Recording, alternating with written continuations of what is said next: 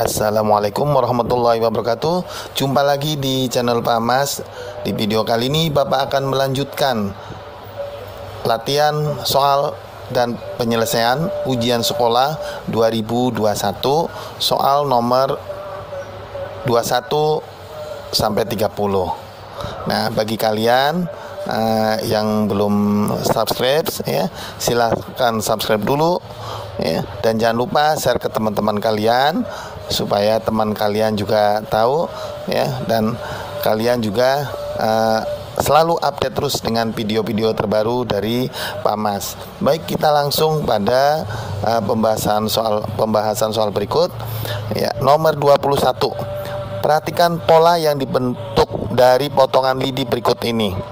Banyaknya potongan lidi pada pola ke-55 adalah titik-titik. Nah, baik, untuk pola yang pertama banyaknya lidi ada 1, 2, 3, 4 ya. Kemudian pola yang kedua 1, 2, 3, 4, 5, 6, 7. Dan pola yang ketiga adalah 1, 2, 3, 4, 5, 6, 7, 8, 9, 10. Nah, kalau kita lihat di sini barisan bilangannya yaitu 4, 7, 10. Nah, dari 4 ke 7 selisihnya 3. Dari 7 ke 10 selisihnya juga 3. Sehingga dengan mudah untuk menentukan rumus suku ke N-nya, maka kita tentukan dulu 3N.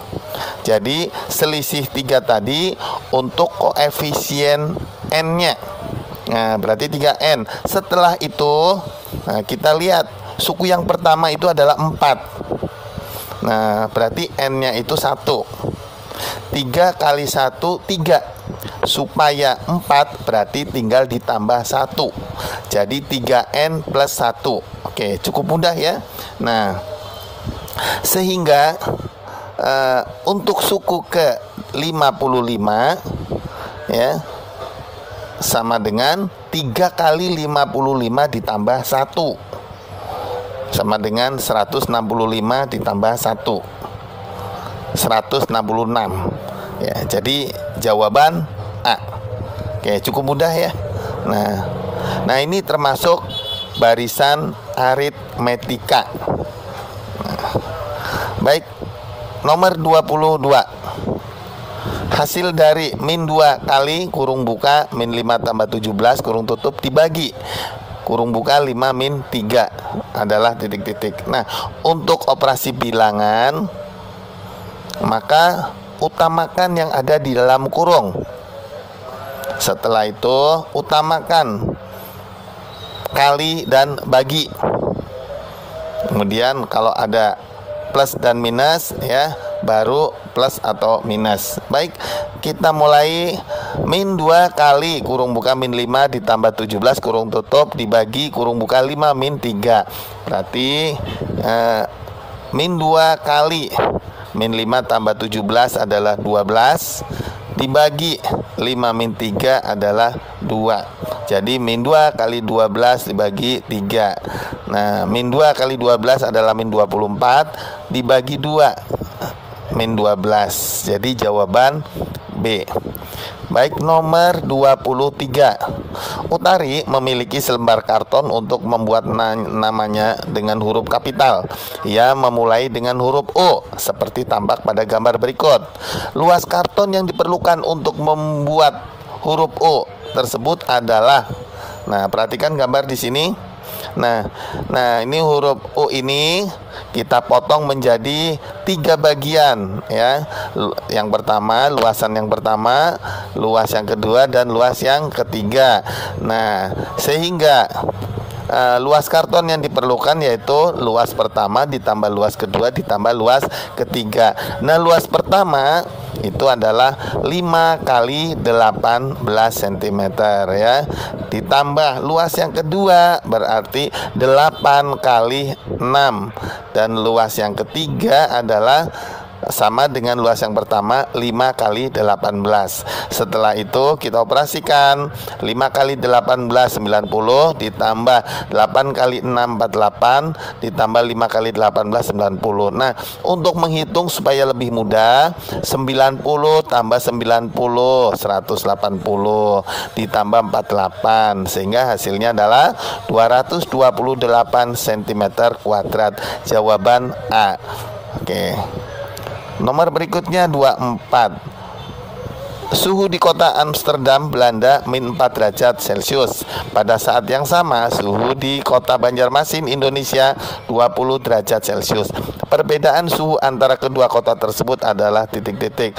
Nah, perbedaan suhu sama dengan suhu tertinggi dikurangi suhu terendah. Dalam hal ini, suhu tertinggi adalah 20 derajat Celcius dan suhu terendah adalah -4 derajat Celcius. Sehingga perbedaan suhunya sama dengan 28 dikurangi -4.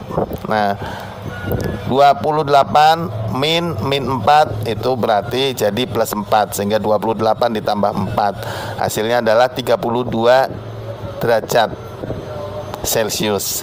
Jawaban D. Baik, nomor 25. Perhatikan gambar berikut. Pasangan sudut luar berseberangan adalah titik-titik ya. Nah, Bapak jelaskan dulu di sini ya. Jika dua garis sejajar A dan B dipotong oleh sebuah garis ya, misalnya C di situ ya, maka terdapat beberapa bagian. Nah, dua garis sejajar ya. Nah, itu kita membagi 3 bagian, yaitu ada yang sudut, ada bagian yang di luar garis sejajar ya, yaitu di sebelah kiri garis sejajar atau di luar sebelah kanan garis sejajar. Dan ada pula yang di dalam garis sejajar. Nah, itu. Kemudian garis yang memotong dua garis sejajar tadi akan membagi 2 bagian, yaitu pihak atas dan pihak bawah, sehingga muncul istilah sudut dalam berseberangan, sudut luar berseberangan, sudut dalam sepihak, sudut luar sepihak, dan sudut sehadap. Oke, baik, kita mulai dari sudut dalam berseberangan. Sudut dalam berseberangan yaitu sudut yang ada di dalam garis sejajar dan saling berseberangan, dan pasangan sudut tersebut besarnya sama.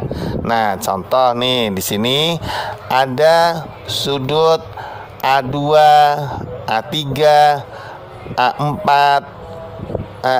A2, A3, B1, B4. Nah, ini adalah sudut yang ada di dalam ya. Nah, kemudian sudut yang ada di dalam ya, sudut dalam dan berseberangan, berarti A2 dengan B2. Nah, sudut A2 dan B2 ini B4 ini adalah sudut dalam berseberangan namanya. Nah, ini dua-duanya sudut tumpul ya. Nah, yang pasangan satunya lagi yaitu sudut dalam berseberangan A3 dan B1. Nah, itu saling berseberangan. Ini adalah sudut lansip ya. Jadi ada 2 pasang sudut dalam berseberangan, yang satu lancip pasti yang satu tumpul. Kemudian sudut luar berseberangan yaitu sudut yang ada di luar garis sejajar ya. Di sini apa aja? Sudut A1, sudut A4 ini ada di luar sebelah kiri ya. Kemudian sudut B2 dan B3 ada sudut luar di sebelah kan luar kanan. Nah, ini dari sudut luar ini, nah ada sudut yang sama nih. Sudut A1 ya, ini sama dengan sudut A3. Yang satu ada di seberang bawah dan di luar, yang B3 ada di seberang atas dan di luar. Maka ini terus A4 dan B2 ini juga sudut luar berseberangan, sehingga pasangan sudut luar berseberangan adalah A1 dan B3. Nah, ini sama-sama lansip ya. A4 dan B2 ini sama-sama tumpul. Nah, ya, jadi sudut dalam pasangan sudut dalam atau pasangan sudut luar ya, kedua sudutnya itu yang saling berpasangan itu besarnya sama. Kemudian ada lagi sudut dalam sepihak dan sudut luar sepihak. Sudut dalam sepihak ya berarti sudut yang ada di dalam dan berada dalam satu pihak. Nah, sudut A3 dan B4 itu adalah satu pihak, yaitu pihak atas. Nah, dua sudut ini kalau dijumlah yang satu lansip, sudut A3 lansip, sudut B2 tumpul.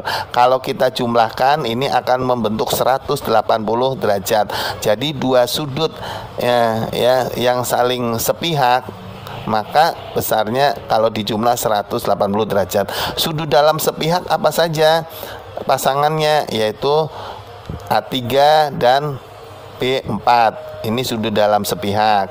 Kemudian A2 dan B1 ini juga sudut dalam sepihak. Kemudian yang di luar, sudut yang sepihak di luar berarti A4 dan B3.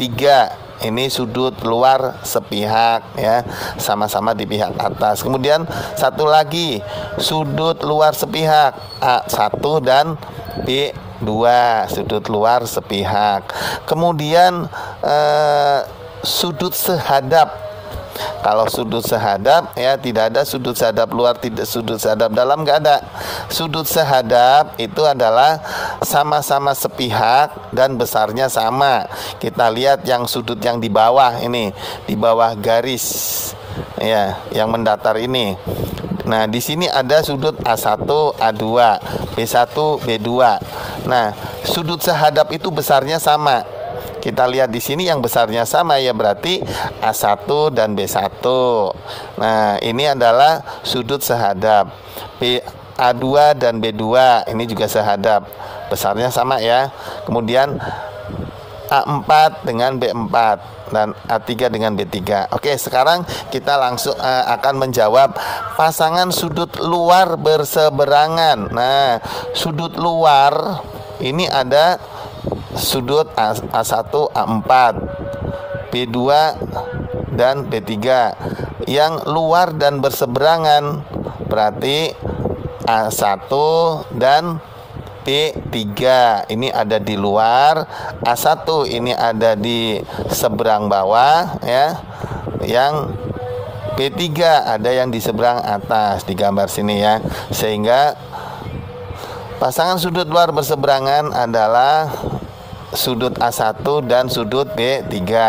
Kemudian yang satunya lagi yaitu sudut A4 dan B2. Nah, yang ada di option adalah A1 dan B3. Jadi jawaban B. Baik, nomor berikutnya. Diagram lingkaran di bawah menunjukkan pendidikan orang tua siswa di suatu sekolah. Jika jumlah orang tua siswa di sekolah tersebut 900 orang, banyaknya orang tua siswa yang berpendidikan SMP adalah titik-titik. Nah, di sini di diagram lingkaran ini ya, yang SMA orang tua yang berpendidikan SMA 12%, perguruan tinggi 8%, SD 45%, SMP adalah sisanya. Dengan demikian banyaknya orang tua siswa yang berpendidikan SMP berarti 100% dikurangi kurung buka 12 ditambah 8 ditambah 45% kali 900. 100% dikurangi 65% kali 900, 35% kali 900, 315 orang. Jadi jawaban adalah D. Baik, soal berikutnya, jumlah bilangan kelipatan 3 dan 4 antara 200 dan 300 adalah titik-titik. Ya, kita bikin dulu ini skemanya. Dan yang pertama kita cari KPK dari 3 dan 4, yaitu 12. Nah, untuk menentukan jumlah bilangan kelipatan 3 dan 4 antara 200 dan 300, kita akan menggunakan rumus SN sama dengan setengah N kurung buka A plus UN. Jadi kita butuh nilai N-nya berapa, suku pertamanya berapa, dan suku terakhirnya berapa, ya. Bilangan kelipatan 12 antara 200 dan 300. Nah, kita akan menentukan suku pertamanya. Nah, tentunya untuk menentukan suku pertama, ya, tidak semudah yang kalian pikirkan, ya. Jadi mungkin ada yang langsung bisa menebak, tapi supaya kalian semuanya yang mengikuti video Pak Mas juga bisa, ya, terutama untuk siswa, maka kita gunakan cara sebagai berikut. N1. Nah, N1 dan N2 ini untuk mengistilahkan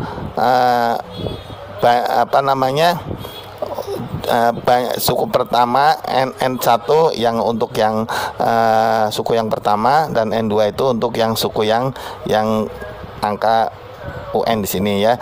N1 lebih dari 200 dibagi 12. Jadi nilainya N1 lebih dari 16 sisa 8, maka N1 17. Nah, berarti A sama dengan 17 kali 12 sama dengan 204. Nah, N1 17, ya, dan A-nya berarti 17 kali 12 204, sehingga suku pertama adalah 204. Kemudian kita akan menentukan suku ke N. Nah, sehingga bilangan yang kurang dari 300 dibagi 12, ya. Bilangan yang kelipatan 12 tapi kurang dari 300.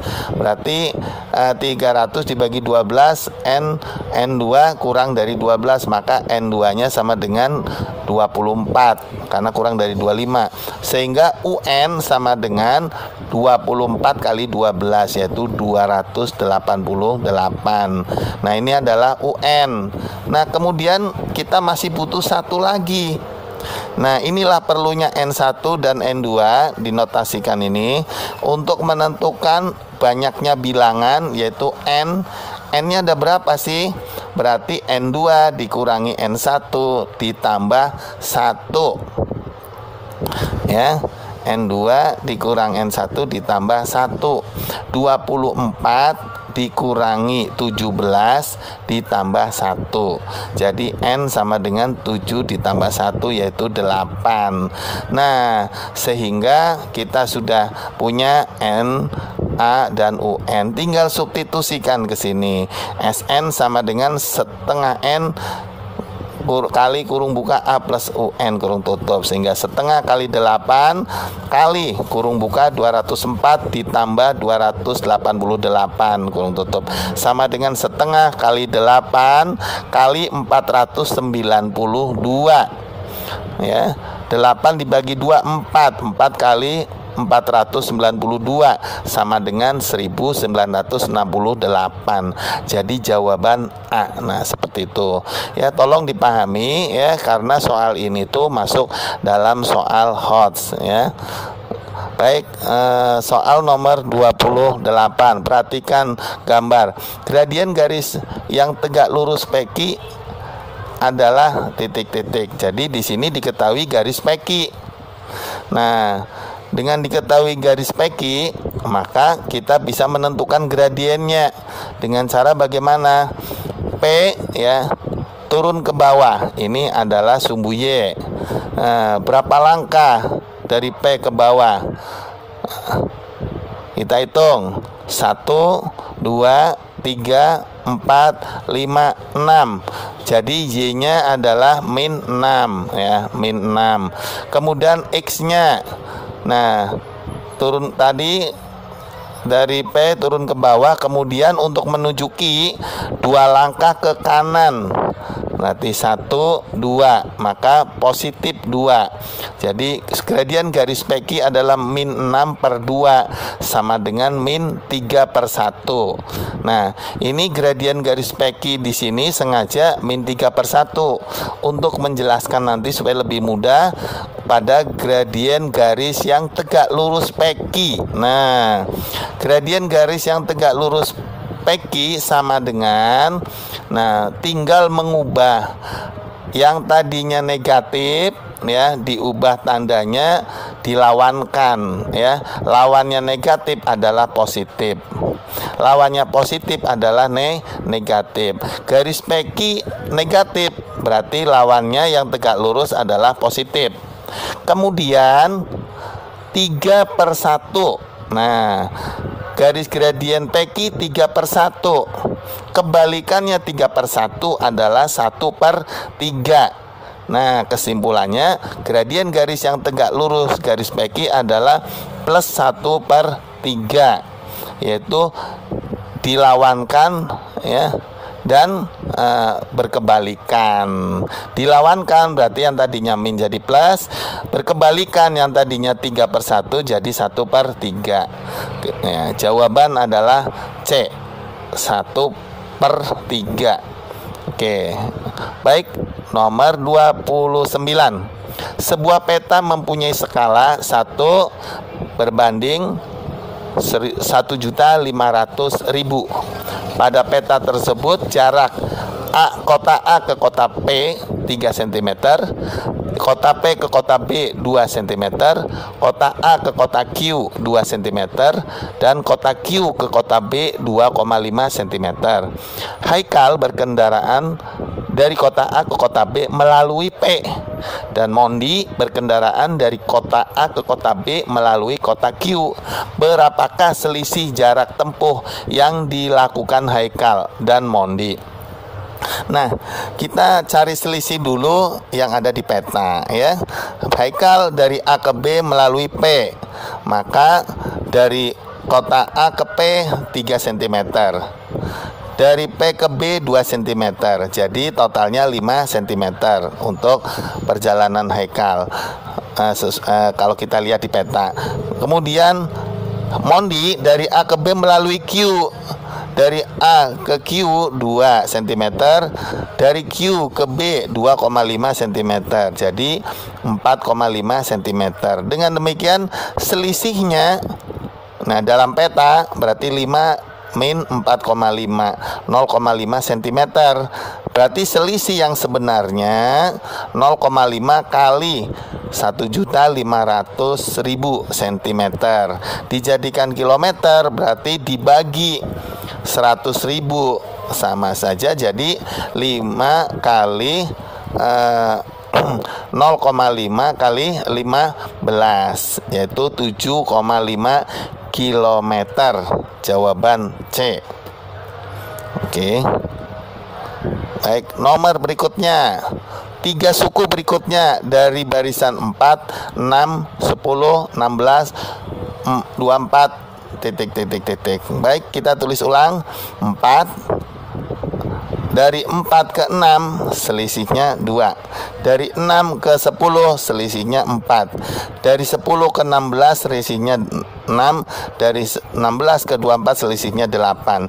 Nah, coba kita lihat di bawah. 2 ke 4 2, 4 ke 6 2, berarti 6 ke 8 2, berarti selisihnya 22. Maka dari 8 tambah 2 10, 10 tambah 2 12, 12 tambah 2 14. Setelah itu baru kita isi yang bulatan kosong ini, yaitu 24 ditambah 10 34, 34 ditambah 12 46, 46 ditambah 14 60. Jadi 3 suku berikutnya yaitu 34, 46 dan 60.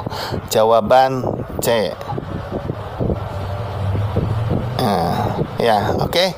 Itulah tadi pembahasan soal ya dari nomor 21 sampai 30. Nah, nanti kita akan bersambung lagi pada video selanjutnya, yaitu nomor 31 sampai 40. Ikuti terus ya video Pak Mas, dan terima kasih untuk kalian yang telah menonton video Pak Mas dari awal sampai akhir. Wassalamualaikum warahmatullahi wabarakatuh.